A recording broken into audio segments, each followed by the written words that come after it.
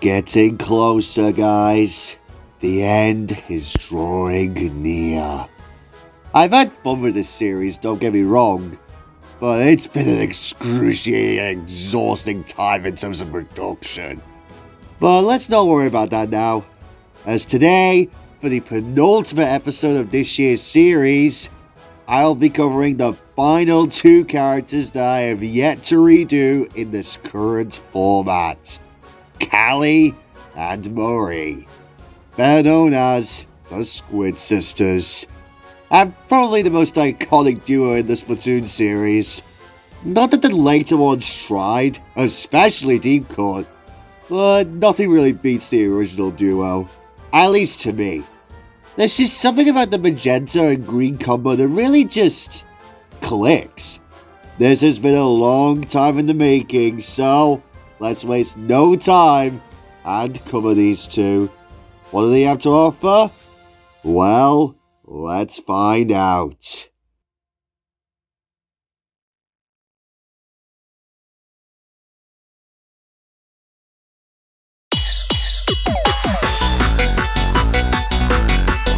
Callie and Marie made their debuts in the original Splatoon game, released in 2014 on the Wii U. A console that 90% of people probably didn't even own at the time. Callie is very cheerful and excitable, and usually sports a grin on her face. She values her bond with her cousin Marie, with the two having been inseparable since they were young. As children, they enjoyed stargazing and playing tag together. She's particularly attentive to Marie's changes in mood, even noting when the latter wants to drink a latte based on expression alone. When by herself, however, Callie can become upset and prone to overthinking. She's rather fond of puns and uses them from time to time, a habit that tends to annoy her cousin. She's also optimistic and caring. In the Japanese version of Splatoon, she thanks her Splatfest team for doing their best regardless of whether she won or not.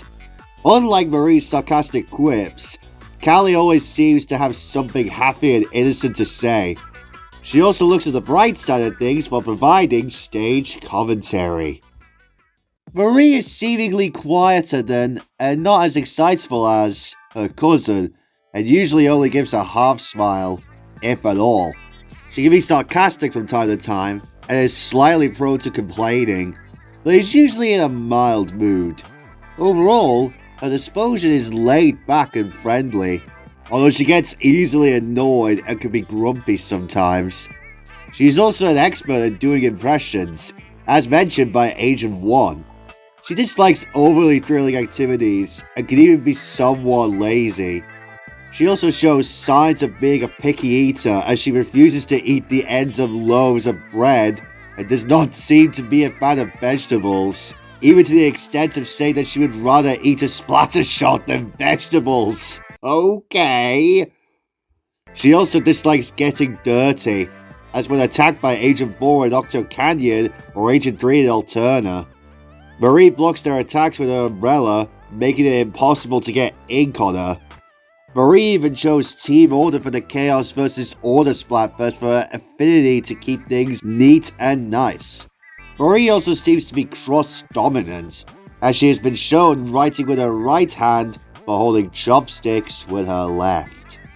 Now, in terms of voice acting, it's a little bit difficult to discuss, as Callie and Marie are the first characters in a while to not speak in the English language. Of course, they have text boxes in the game so that we can understand what they're saying, but if you take away the text boxes, then they don't. But we do have VAs for them. Yuki Mizutani for Callie, and Marie Kikuma for Marie. I apologize if I just butchered those names. And both of them do a splendid job in terms of their squid-like language? I don't know what the language of the Splatoon universe is. You Splatoon goers will have to let me know in the comments, because I'm not one for the lore of the language of the Splatoon world. But the two VAs, though, do serve their purpose of bringing these lovable characters to life in the best way possible.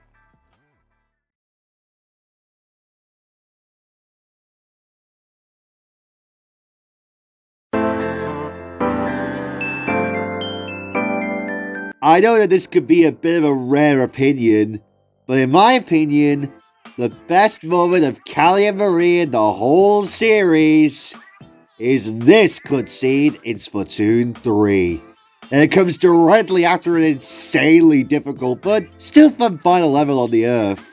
I love how they team it with Deep Cup to sing this game's version of Callie Marie Incantation.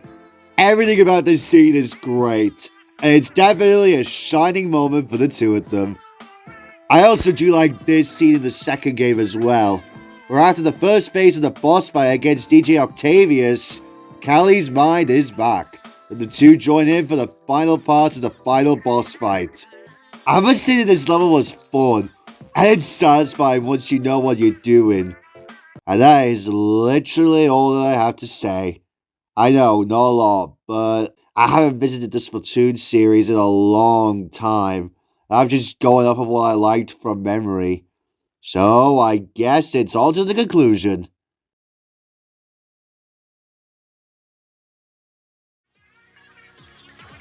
And there we have it. Callie and Marie have finally been covered.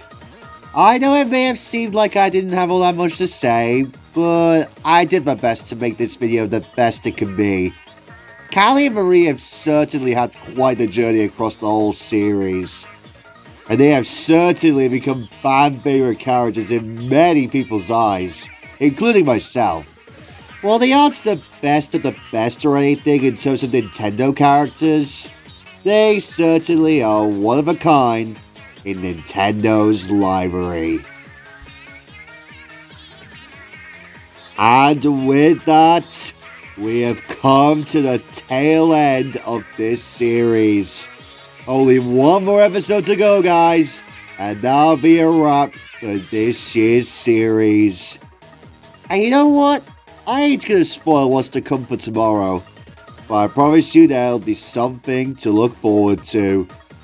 But if you guys want to stay tuned for the next episode, make sure to leave a like, subscribe, and turn on post notifications to stay up to date and to not miss out on the newest content. Until next time, bye guys!